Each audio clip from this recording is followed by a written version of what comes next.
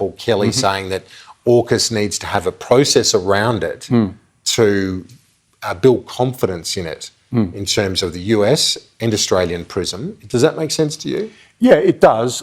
I don't think that there's been any significant damage done to either AUKUS or the Australian-US relationship by what's happened around the submarines.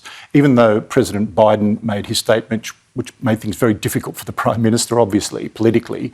But nonetheless, I think it's a ripple on the pond. And what's happened is AUKUS has laid the table for a whole range of measures and technology transfers, joint activity with the United States, but it's not going to serve the food. And that means that the government here and the government there have to work very quickly to start putting some meat on those bones of AUKUS to really get some programs up and running as quickly as possible to say, look, AUKUS is working. And once you get to that point, it adds another layer to the texture, I guess, of the alliance, which we saw during the Trump period, despite turbulence maybe on the surface, those relations continue. Absolutely they do. And it's because it's built on a very solid foundation of shared ideals, a commitment to certain key principles and understandings around liberal democracy, free trade, freedom of navigation, etc. And these temporary tribulations will pass.